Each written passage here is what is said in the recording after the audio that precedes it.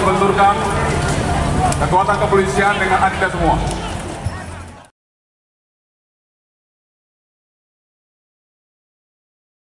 Assalamualaikum warahmatullahi wabarakatuh. Sahabat-sahabat Syabah, kembali lagi kita bertemu dalam satu topik yang akan kita bahas, dan ini merupakan topik yang sedang ngetren, sedang ramai dibicarakan di wacana publik, baik di media sosial, di televisi, di berbagai platform komunikasi, maupun juga dalam perbincangan-perbincangan. Kita tahu bahwa sampai dengan hari ini, ya, tanggal 27 Maret 2025, itu di media massa masih ramai dibicarakan tentang aksi mahasiswa di berbagai tempat yang kelihatannya perkembangannya makin menjurus ke arah hal-hal yang tidak begitu menyenangkan, ya.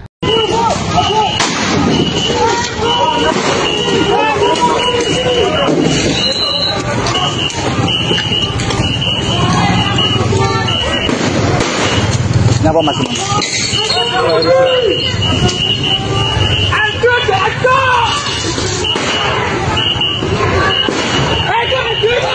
Dinas Angkatan Udara, ya, TNI Angkatan Udara, kemudian adanya pembakaran bank, ya, terus kemudian adanya pembakaran foto presiden dan wakil presiden, serta adanya juga ujaran kebencian di panggung mahasiswa yang bahkan sampai menyebutkan presiden dengan sebutan-sebutan yang tidak selayaknya, tidak sepantasnya. Kenapa saya katakan demikian? Ingat mahasiswa bahwa Anda saat kuliah saat ini paling-paling kisarannya ya antara 18 tahun sampai dengan 23 tahun lah, tergantung Anda sekarang berada di semester berapa. Sedangkan kita tahu bahwa presiden kita itu Pak Prabowo Subianto umurnya sudah 73 tahun. Oleh karena dilihat dari sudut umur saja, Anda tidak pantas untuk memperlakukan beliau seperti itu. Oleh karena apa? Karena bangsa kita adalah bangsa yang santun, bangsa yang punya adab yang tinggi, punya akhlak yang baik, akhlakul karimah, dan ini sudah dikenal oleh seluruh dunia bahwa bangsa kita memang demikian adanya. Oleh karena itu sebagai pengajar, sebagai orang tua, jujur saya juga sangat prihatin dengan perkembangan ini yang kemudian muncul istilah-istilah, muncul umpatan-umpatan yang tidak sepantasnya dilakukan oleh anak muda kepada generasi tua, terlepas dari dia seorang presiden ataupun menteri ataupun pejabat lain. Yang jelas dari segi umur saja kita sudah dituntut untuk memperlihatkan suatu tingkah laku yang beradab, sopan santun. Tidak boleh kita itu karena kebencian kita terus kemudian kita mengeluarkan umpatan-umpatan yang tidak sepantasnya. Dan itu saya kira bukan suatu kritik, ya, karena kritik kita harus ditujukan kepada kinerja, pada suatu kebijakan, bukan kepada pribadi person seseorang, ya. Dan kemudian kita mengatakan dengan sebutan-sebutan yang tidak pantas, dengan sebutan hewan, dengan sebutan bodoh dan sebagainya, itu sama sekali tidak pantas untuk dilakukan oleh mahasiswa yang notabene merupakan orang-orang intelek, orang-orang yang terdidik, orang-orang yang memiliki ilmu pengetahuan, bukan orang-orang sembarangan yang tidak mendapatkan pendidikan. Oke, dari sisi lain, saya mencoba untuk melihat dari sudut yang agak netral, ya. Saya tidak mencoba untuk ikut-ikutan menjudge Anda sebagai mahasiswa yang brutal, mahasiswa yang SDM rendah, yang banyak disebutkan sekarang ini di berbagai medsos. Kemudian Anda adalah mahasewa, di mana untuk tindakan Anda melakukan demonstrasi itu Anda hanya dibayar antara 20 sampai 40 ribu ya. Terus kemudian juga dengan berbagai macam sebutan-sebutan lain yang tentu saja kembali lagi sebagai orang tua dan sebagai pengajar saya itu merasa prihatin kenapa generasi muda sekarang kok bisa mendapatkan julukan-julukan seperti itu karena tingkah laku mereka. Padahal notabene yang namanya mahasiswa seperti saya sebutkan tadi kan masih usia antara 18 sampai 22 23 lah ya. 18-22 itu kalau misalnya sudah melakukan menjalani perkuliahan dalam jangka waktu yang normal. Kalau 23 itu sebenarnya mungkin ada sesuatu, mungkin cuti di tengah-tengah jalannya ya, atau mungkin karena ada halangan sehingga Anda ada mata kuliah yang belum berhasil lulus gitu ya. Nah, saya mencoba untuk mencari titik tengah dari permasalahan orang-orang yang katakanlah membenci atau tidak menyukai dan bahkan kemudian menghujat mahasiswa dengan orang-orang lain, pihak lain yang justru mungkin setuju dengan apa yang Anda lakukan dalam demonstrasi ya, kemudian memberikan dukungan-dukungan yang sifatnya provokatif, dukungan yang sifatnya membakar-bakar semangat agar terus maju ya, katakanlah Anda dianggap sedang memperjuangkan kepentingan rakyat gitu ya. Maka saya mencoba ya untuk berdiri di tengah-tengah saja ya, tidak memihak sana sini. Oke, kalau kita lihat pada dasarnya ya, demonstrasi yang dilakukan oleh para mahasiswa itu biasanya lahir dari suatu aspirasi murni ya, dari aspirasi murni terhadap isu-isu yang mereka anggap penting yang sedang berkembang di dalam masyarakat ya, baik mengenai kebijakan pemerintah, mengenai perkembangan masalah sosial atau perkembangan masalah demokrasi dan sebagainya. Namun demikian, secara jujur, meskipun pada dasarnya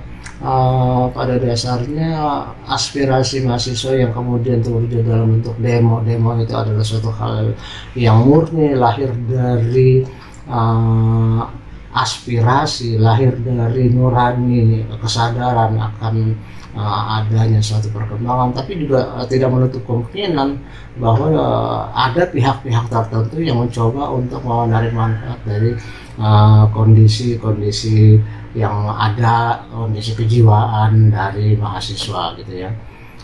Pada video yang lalu saya mencoba membahas masalah kabur aja dulu ya, tagar kabur aja dulu sebagai satu fenomena, sebagai suatu katakanlah isu yang marak di media sosial yang mencerminkan bahwa generasi muda termasuk juga para mahasiswa itu seperti skeptis terhadap perkembangan negara saat ini ya. Di mana kelangkaan lowongan kerja, kemudian kondisi para pekerja yang masih terikat dengan perjanjian sepihak yang dilakukan dalam tempo terbatas sehingga seolah-olah tidak ada masa depan ya, kemudian gaji yang dianggap tidak memadai, kemudian dengan kondisi-kondisi yang lain seperti jaminan-jaminan yang dianggap masih belum memadai. Sementara itu dari pihak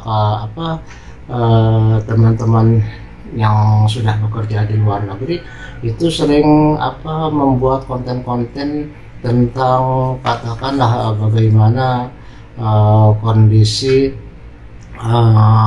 pekerjaan mereka di sana dengan gaji yang lumayan besar, yang sehingga membuat mahasiswa atau generasi muda umumnya tergiur untuk bisa mencari pekerjaan di luar negeri ketimbang mengharapkan sesuatu di dalam negeri dengan kondisi yang demikian, seolah-olah menjadi stres ya, seolah-olah menjadi sesuatu hal yang menakutkan di masa depan. Ditambah lagi dengan mohon maaf, di dalam perkuliahan saja terus terang saja saya sering mengalami bahwa mahasiswa itu antusiasme belajarnya itu terus terang sekarang sangat kurang. Dari sejak awal perkuliahan dimulai sampai dengan akhir, sampai dengan ditutup, itu nyaris sama sekali tidak pernah ada pertanyaan dari mahasiswa.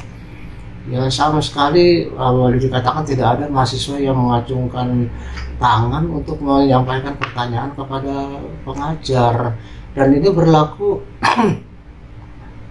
berlaku di hampir semua kelas gitu yang saya ampu mata kuliahnya.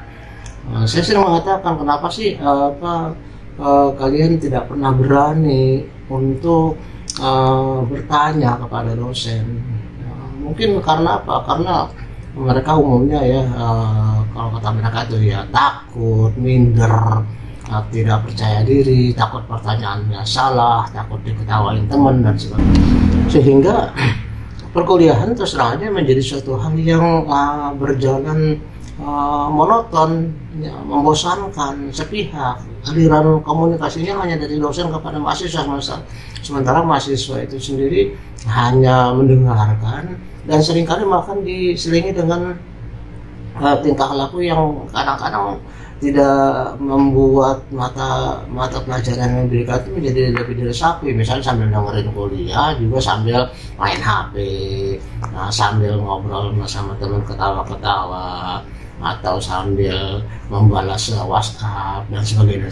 Yang jelas itu membuat resapan dari ilmu materi yang disampaikan dosen itu menjadi tidak maksimal, ya. Kondisi seperti ini menyebabkan mahasiswa boleh dikatakan wawasannya menjadi tidak terlalu luas, ya. Mahasiswa hanya mendapatkan aliran komunikasi sepihak dari dosen, ditambah lagi minat baca yang boleh dikatakan tidak begitu menggembirakan, ya. Tentu saja ketika dalam suatu diskusi boleh dikatakan mereka itu ya mahasiswa itu lebih banyak yang berdiam diri, ya, lebih banyak hanya menjadi pendengar saja, itu pun tanpa reaksi apa-apa gitu, tidak pernah mengajukan pertanyaan dan sebagainya. Nah, realitasnya kita lihat sekarang ini banyak pihak, banyak para influencer yang justru memanfaatkan kondisi mahasiswa yang seperti ini. Mereka ragu menghadapi masa depannya, kemudian mereka juga memiliki keterbatasan dalam literasi, mereka boleh dikatakan minder, ya. Kemudian ada pembicara-pembicara yang sifatnya provokatif, pembicara-pembicara yang membakar-bakar semangat mahasiswa bahwa kondisi yang seperti ini di negara ini disebabkan oleh si ini dan si itu, sehingga pembicara-pembicara itu lebih banyak menanamkan ujaran kebencian, ya. Hal inilah yang kemudian menimbulkan radikalisme di dalam diri mahasiswa. Ditambah lagi, ya, jujur saja seperti disinyalir kan ada 11 itu perguruan tinggi negeri yang katanya terpapar oleh radikalisme. Itu mungkin bukan hanya 11, mungkin juga lebih dari itu, ya. Banyak sekali ajaran-ajaran yang mengatasnamakan agama kemudian justru menanamkan radikalisme, sehingga mahasiswa sudahlah mereka itu minat bacanya kurang, sudahlah mereka itu gampang menghadapi masa depan, kemudian mereka dihasut dengan berbagai macam provokasi. Akibatnya kemudian ketika mereka diajak untuk melakukan suatu aksi, melakukan protes, melakukan demonstrasi, mereka boleh dikatakan menjadi terbakar semangatnya. Kan kita tahu bahwa yang namanya mahasiswa itu dalam kondisi yang memang sedang mencari jati diri, dalam kondisi yang memang berapi-api gitu, ya, sedang bersemangat-semangatnya, sehingga ketika ada orang yang kemudian mencoba untuk menanamkan suatu hal yang berkebetulan itu matching dengan apa yang sedang ada dalam kondisi mereka, maka itu kemudian berwujud menjadi suatu kemarahan, yang menjadi suatu katakanlah dendam gitu, yang sehingga mereka pun kemudian terdorong untuk berani mengucapkan atau melakukan tindakan-tindakan yang melebihi batas pada waktu mereka melakukan demo gitu, ya. Padahal kalau kita lihat dari sejarahnya, sebenarnya mahasiswa itu kan punya kesadaran sosial yang tinggi ya. Mahasiswa sering menjadi kelompok yang kritis terhadap kebijakan pemerintah, dan itu sudah nampak dari sejak zaman pergerakan Indonesia ya, sampai Indonesia merdeka, sampai Indonesia di bawah pimpinan Presiden pertama Insinyur Soekarno, dilanjutkan dengan di masa Presiden kedua Pak Harto, yang kemudian berpuncak kepada terjadinya reformasi di tahun 1998. Itu kan mahasiswa karena peduli dengan apa terjadi dalam masyarakat. Tapi banyak orang kemudian membanding-bandingkan kualitas mahasiswa sekarang dengan kualitas mahasiswa dulu. Ya, kualitas demonstrasi sekarang dengan kualitas demonstrasi 98 ke belakang. Mereka menganggap bahwa demonstrasi 98 ke belakang itu murni aspirasi mahasiswa yang prihatin terhadap kondisi sosial, ekonomi, dan politik negara. Kemudian mereka sendiri masih tergolong pelajar ataupun orang-orang terdidik yang masih rajin baca ya. Mereka masih punya keinginan untuk melakukan diskusi intensif melalui berbagai himpunan-himpunan yang mahasiswa yang boleh dikatakan pada waktu itu kritis dan memiliki kualitas yang baik ya, sehingga gerakan spontan yang mereka lakukan terorganisasi menjadi gerakan-gerakan demonstrasi yang efektif ya. Dan kemudian terbukti bahwa setelah mereka berhasil menumbangkan rezim Orde Baru, mereka pun banyak diantaranya yang akhirnya menduduki jabatan-jabatan yang lumayan penting di negeri ini. Kenapa? Karena mereka sebelum melakukan gerakan juga mereka sudah banyak menimba ilmu, mempersiapkan diri, sehingga yang mereka lakukan dalam gerakan itu bukan sesuatu yang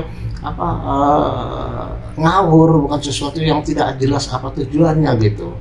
Nah, maka kemudian orang sekarang membandingkan dengan gerakan-gerakan yang ada pada atau dilakukan oleh mahasiswa sekarang ya, dimana banyak sekali yang tema-tema demonstrasi yang dianggap tidak lagi mewakili kepentingan rakyat banyak, tapi justru mewakili kepentingan kelompok-kelompok tertentu yang memiliki hasar politik gitu.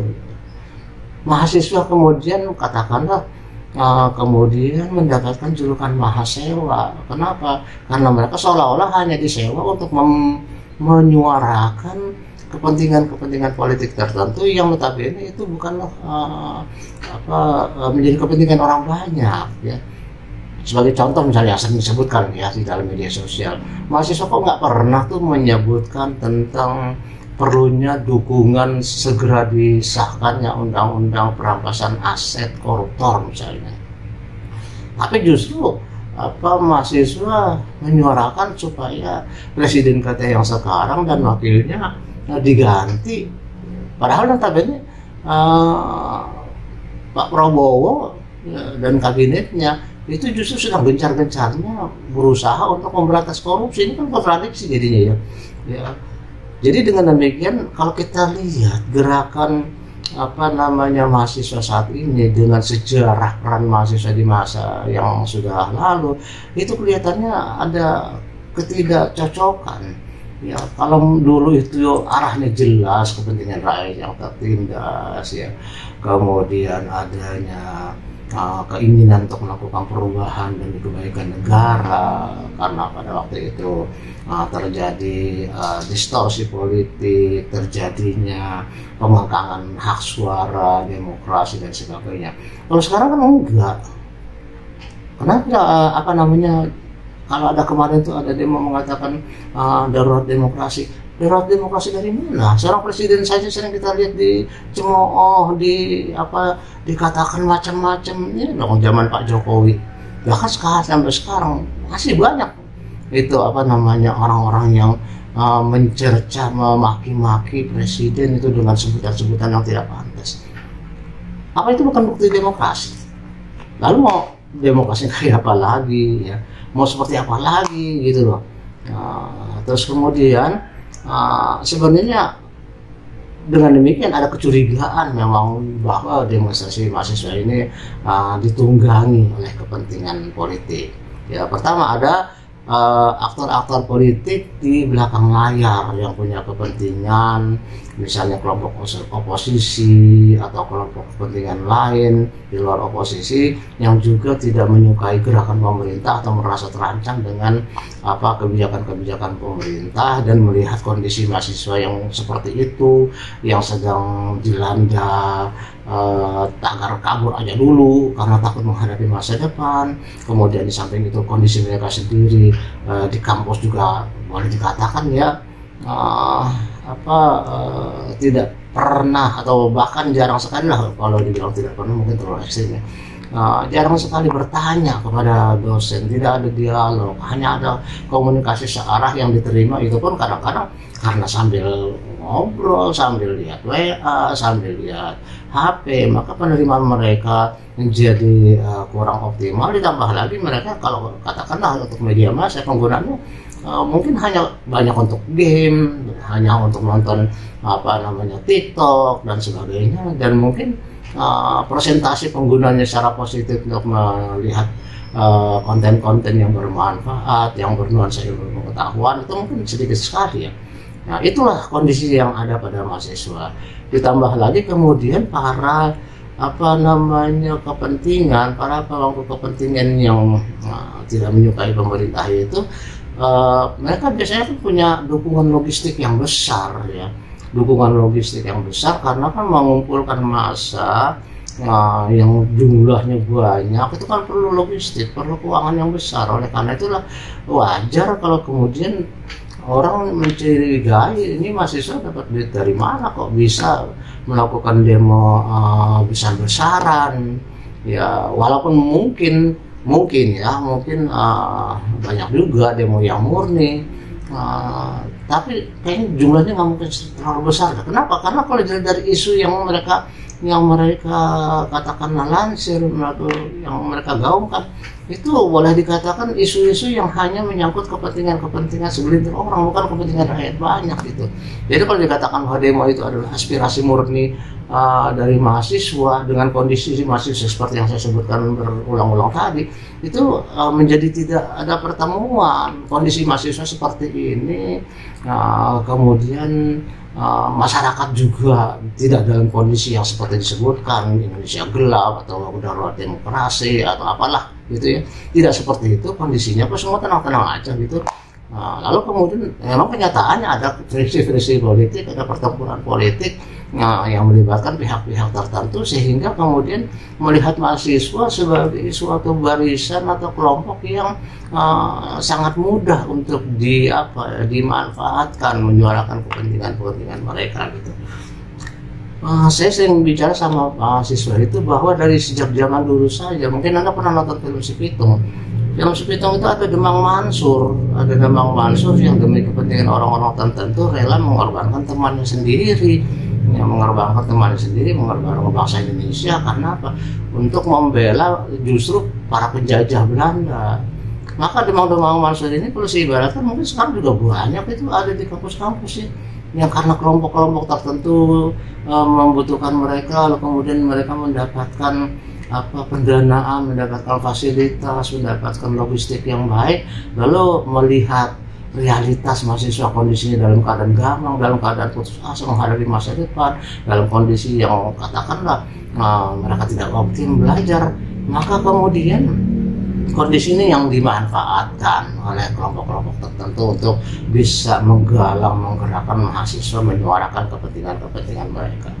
Apalagi ditambah lagi sekarang ini kan adanya digitalisasi, maraknya penggunaan media sosial, di mana banyak orang yang tidak bertanggung jawab kemudian menyampaikan hoak, menyampaikan fitnah, menyebarkan kebencian ya, dan sebagainya yang dengan mudah bisa dibaca, ditonton oleh mahasiswa setiap saat ya.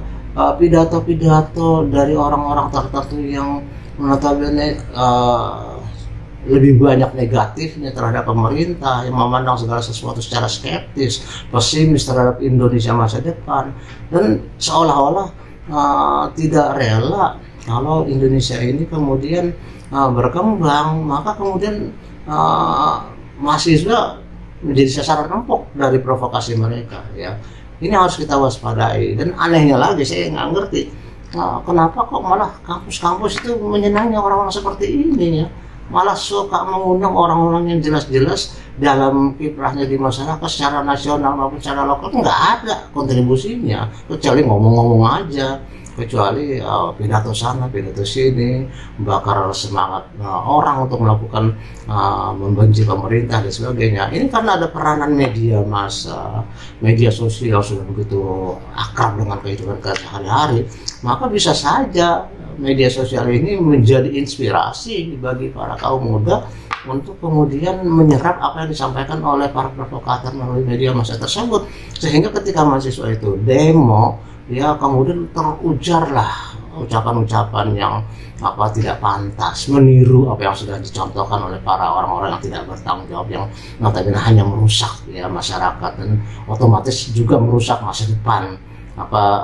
generasi muda. Sebab kalau misalnya generasi muda itu dari mahasiswa itu kemudian berbenturan dengan pihak keamanan, kemudian mereka ditangkap, kemudian mereka diadili, kemudian mereka dipenjara, apakah orang-orang itu kemudian ikut membantu? Tidak ada, tidak mungkin. Tidak pernah ada dengar suara mereka itu membela mahasiswa. Mereka justru terus sibuk untuk menyuarakan fitnahan baru, hoax baru, hate speech baru yang jelas-jelas itu kadang-kadang tidak punya basic data yang gampang sekali untuk dibantah secara ilmiah maupun secara data ya. Dan mahasiswa ya mohon maaf seperti saya katakan tadi, mana ada mahasiswa yang katakanlah rajin baca data, kan enggak, banyak kan ya hanya dengar-dengar saja ya. Atau mereka juga di kelas tidak banyak bertanya gitu ya. Nah oleh karena itulah saya melihat ini dari tengah-tengah saja. Artinya saya tidak ingin membuat suatu statement bahwa mahasiswa itu adalah suatu kelompok yang saat ini menjadi mudah disewa, kelompok yang labil, kelompok yang tidak ngerti apa-apa, kelompok yang SDM rendah dan sebagainya. Tidak.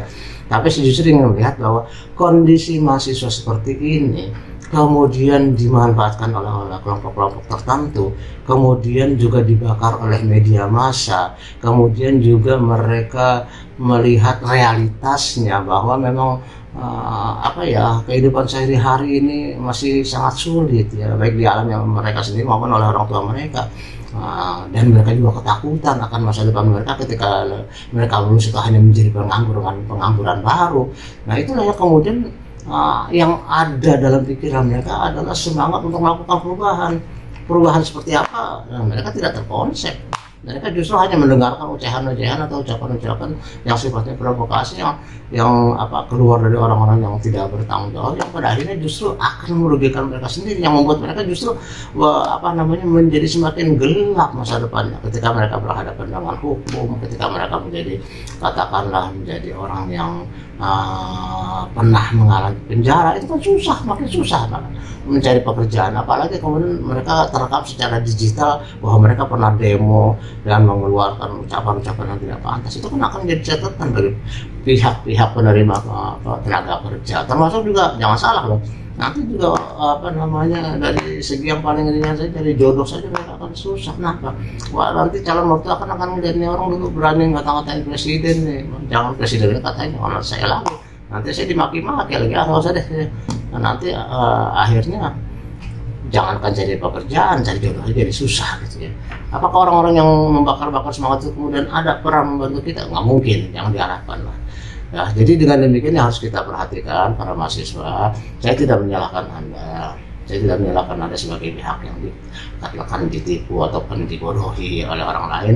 Tapi yang saya minta adalah benarlah Anda belajar, kritislah Anda memahami masalah, mengidentifikasi masalah, mencoba membangun diskusi, bertanya kepada pihak-pihak, dan banyak membaca supaya Anda tidak mudah untuk menerima informasi-informasi yang menyesatkan, yang sifatnya justru ketika Anda turuti secara membabi buta itu akan merugikan Anda sendiri. Tidak bisa itu merugikan Anda sendiri. Sedangkan orang-orang yang memanfaatkan Anda sudah pergi entah kemana. Ya. Demikian, mudah-mudahan apa yang saya sampaikan ini merupakan keprihatinan sebagai pengajar dan sebagai orang tua dapat Anda pahami ya. Mudah-mudahan bermanfaat. Saya akhiri, wabillahi taufiq wal hidayah. Assalamualaikum warahmatullahi wabarakatuh.